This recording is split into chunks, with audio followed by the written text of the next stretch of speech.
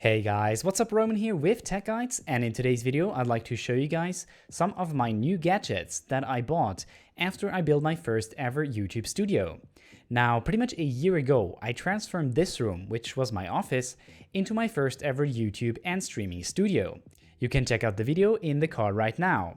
Now, since a year ago, I've tried to improve upon the visual and audio quality of my YouTube videos through various purchases, and in today's video I'd like to show you guys the kind of upgrades that I went through with my YouTube studio in order to both show you how to get better video and audio quality on your own YouTube videos, to kind of draw inspiration of what you could also do, and to just kind of show off some products that I thought are worthy to mention. Now, instead of making individual videos on each product and then kind of label them as reviews, I thought I'd just do one big video on a lot of nice and maybe a little bit niche studio accessoires that I bought and I think are really worth picking up. And also, I'd like to take this opportunity to talk about my reasons why I went from Speedbreaker to Tech Guides as my channel name at the end of the video. So if you're interested in that, then definitely stick around. But without any further ado, let's jump right into the video. Alright, quick little disclaimer. Now, all of the products that I'm showing in this video are linked as affiliate links in the description. So if you do go ahead and buy those through these links, then I get a really small commission. However, obviously, you'll just pay the regular price. Now, I'm also not affiliated at this point of time with any of the companies that I'm showing in this video. So to start off with, I should probably talk about the Shockmount that I got myself. Now, before I got this, I would have my Blue Yeti installed on the Rode PSA-1 boom arm, I think, and this would be attached to my table. Now, this is very convenient in terms that I can just pull it away and in front of me whenever I need to record something. However, the problem was that when I would hit the table, I would actually get this very unpleasant noise in my recordings, and I would always have to kind of manually edit that out of my old videos. Now, as of recently, I bought myself the Radius 3 shock mount, which perfectly fits the Blue Yeti, and as you can hear from this sample, this is without the shock mount, and this is how it sounds when I bang against the table with the shock mount. I was able to greatly reduce these kind of unpleasant low frequencies that I get introduced into the microphone, and up until now I found this to be a very nice product for the price point. Now, another thing I'm gonna do with audio is I'm gonna bring in a big carpet into the room here and further reduce the reverb that I'm still having in some of my videos. And hopefully by then I should be very happy with audio quality on my channel. Next, I wasn't super stoked about the lighting in my videos. They would usually look either too dark or too bright or just overexposed or just overall unpleasant to watch. They wouldn't really have a lot of depth. So I decided it's about time to get a diffuser for my key light that I have, which, by the way, if you're wondering, was an Aperture Amaran HR672C. What a catchy little name there. This was my key light, well, it's still my key light, but I decided I need to get a softbox for it because the light, well, obviously wasn't soft enough. I'd have like shadows in my face and it just wouldn't look very nice on camera. So I decided to go with this Fuse box that is specifically designed to work with the Amaran Aperture video light. But to be honest, I probably wouldn't buy this again. I feel like the kind of installation procedure is a bit weird with these kind of magnets.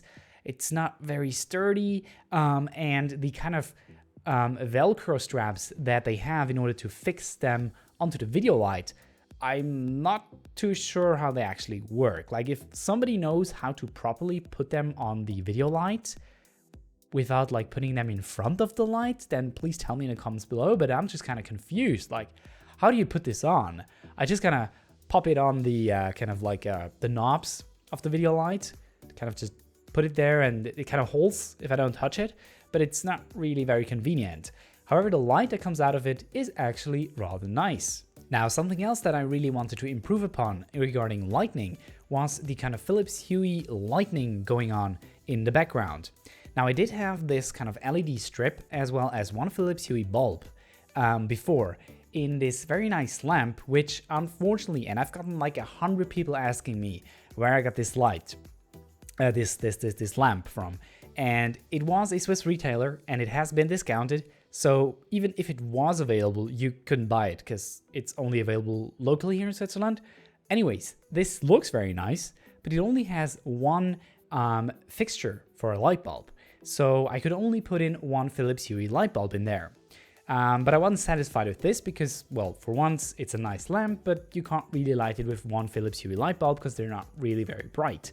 So I decided to go onto a bit of an internet adventure and see if there are kind of like extenders for light bulb fixtures. And there's actually like multipliers out there. They usually come from some Chinese very cheap manufacturers, and I bought it from Banggood, which I really would not recommend anybody to buy anything from them. Anyway, I bought this kind of 4-way extender for light fixtures, and now I have 3 Philips Hue lamps inside of that single lamp, and I can make a very nice lighting effect on my videos. Now, I'm personally a big fan of having a somewhat darker background with some light sources going on there, having the kind of feel of depth effect, so kind of the blur of the background and the subject being nicely lit. I personally just think it gives the video more depth and is more pleasing to watch. And if you do like this kind of setup, then definitely let me know in the comments below. Now, regarding the feel of depth, I actually got myself a Sigma 16mm 1.4 f, so that's very wide open, lens for my GH5, which just looks absolutely beautiful. I love the look of this lens. It's very wide, it has a very nice blurry background if stuff is like a meter or two behind you, and just overall, this is a super cool lens for this camera. Next, I got myself a new monopod by iFootage called the Cobra 2 C180. It is, in my opinion, the perfect solution if you are in a studio environment to record videos with, because it has such a small footprint that it basically fits anywhere and it's super stable. On top of that, I'm using the Manfrotto 234 RC 2-way tilt head, which just allows me to adjust the vertical alignment of the camera. It does come with a Manfrotto quick release plate, which is going to be important for the next thing on the list, which is actually what you can see in the background all video, the Ronin-S. Now, you might be wondering, why the hell did you buy a Ronin-S? And for those of you who don't know what the Ronin-S is, it's basically a camera stabilizer that allows you to record handheld footage without all of the shaking.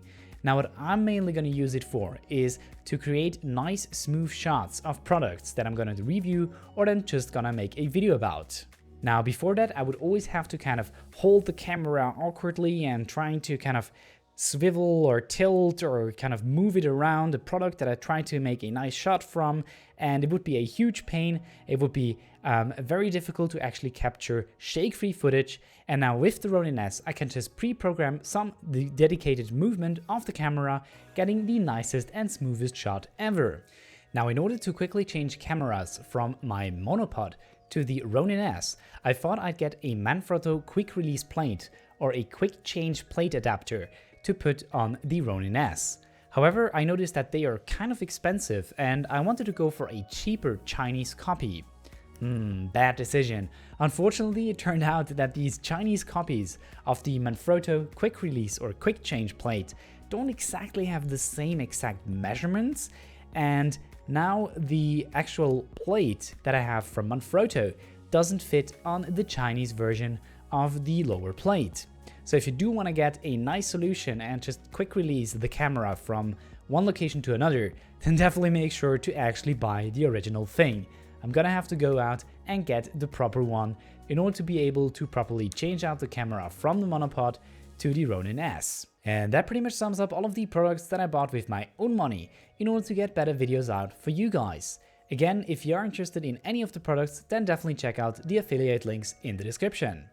Now, if you did make it so far into the video, then I'd like to give you my very personal thank you for being a great and supportive member of this community. Thank you so much for watching my videos. Recently, I've been growing very quickly, and I wanted to thank all of you guys for your support, for your comments, and just generally for being there and watching my content. I really appreciate each and every one of you hugely. And with that, I'd like to take the last few minutes of this video to talk about the channel name of this channel. Now, you might have noticed that about 2 months ago, I changed the name of this channel from Speedbreaker to Tech Guides. Now, other than a YouTube community post, I really haven't publicly talked about the rationale behind changing my channel name from Speedbreaker to Tech Guides. Now, in that community poll, I asked you guys if you liked Speedbreaker or Tech Guides better as a channel name. Interestingly, most of you guys actually answered that you'd like Speedbreaker more because it's a more creative name. Also, I decided to run the exact same poll on one of my most popular videos, and there the result was exactly the opposite. Now, when looking at my YouTube analytics, I realized that out of the people that watched my content, 98.6% were not subscribed during the period of 2018. So that means that only 1.4% of all of my viewers were actually subscribed to my channel. Now, I kind of try to explain this by, well, that my channel might not be very professional looking and that people that were interested in the topics that I produced good content on didn't think that I would actually produce more content on those topics. So because of that, and because Speedbreaker didn't really imply a very professional brand, in my opinion, I decided to change my name to something a little bit more tangible to what I'm actually doing here on the channel. Now, I also decided to go with Tech Guides, even though it's kind of a little bit unpersonal, because it just basically exactly captures the essence of what I'm doing on this channel. Now, in terms of subscribers, I did improve quite significantly in that department. I'm now sitting in around 450 subs a month, which is pretty much the maximum that my channel has ever seen. But I'm definitely very curious what you think. Do you like the old name or do you prefer the new channel name? Definitely tell me in the comments below. But that's pretty much it for today's video, guys. I just really quickly wanted to talk about the rationale behind kind of changing my name and also kind of show off the cool new things that I've bought for the channel. But thank you so much for watching, guys. You are greatly appreciated. Have a wonderful day and I'll see you guys in the next video.